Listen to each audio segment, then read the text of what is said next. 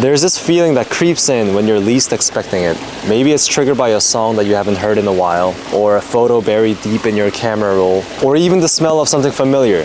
Something that you can't quite place, but it just takes you back. And all of a sudden, you don't feel like you're in the present anymore. You're back in your childhood bedroom, or it's a school hallway, or it's a city that you left behind full of people that you don't talk to anymore. That feeling of nostalgia you get, it almost feels wrong to feel it, because sometimes I feel like I'm not really enjoying the present. So I'm always kind of looking back at those times when times were good, times were much simpler, and I'm kind of finding like this getaway, or like an escape tool that I can use to forget about the present. But I want to tell you that it's okay to feel it. Actually, it's more than okay.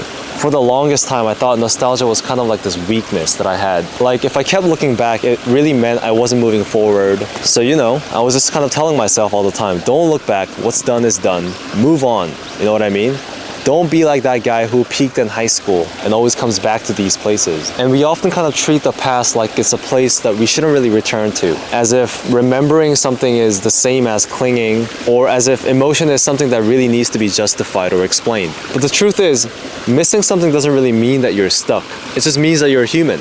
You can love where you are now and still ache for the version of you who laughed a little louder, who trusted a little easier, who simply didn't know yet how heavy the world would become. But honestly, feeling guilty about thinking about the past made me more distant from who I really was. Like I was cutting off a part of myself just to feel productive. But the thing that I learned is that nostalgia isn't really about getting stuck in the past, but it's about remembering that it mattered. And there's something beautiful about the fact that we miss people.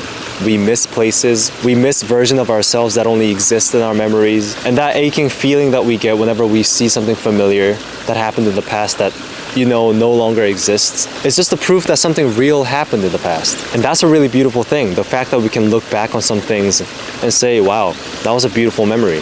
Those were the simple days where I didn't really have to worry too much about the real world problems. And that's a beautiful thing.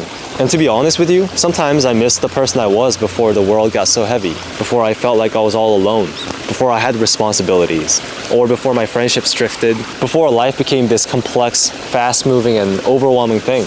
I miss the kid who got excited over the smallest things, or those late-night conversations that felt like they would last forever, or that feeling of driving through the streets of a city that I thought I'd never leave. And it took me a while to realize that missing those places doesn't really mean that I'm not really grateful for where I am right now. It just means that I've lived deep enough to have something to miss. So it's okay to be nostalgic. You're allowed to miss the old version of yourself. And you're definitely allowed to feel something when the memory sneaks up on you and catches you off guard. When those things happen, I think it's kind of like your mind's way of saying that moment meant something. That version of you, they mattered. And that's a beautiful thing. So revisit those places in your mind. You can miss the people that you've outgrown, the streets that you no longer walk in, because those moments and those feelings are still with you, no matter how much you try to deny them. Not because you haven't moved on, but because you've moved through them with so much feeling that they became a part of you, and they still are. So feel it.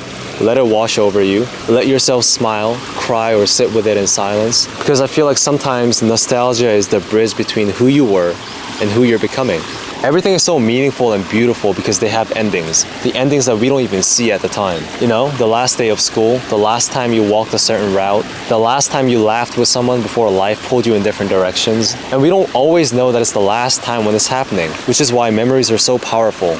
They hold what we didn't realize we'd miss. So I want to tell you that you're not too emotional, or you're not too sensitive. You're not just only living in the past. You're a human being that felt things very deeply, who remembers exactly what it was like to be there, fully present, even if you didn't realize it at the time. And to me personally, that's not something to hide.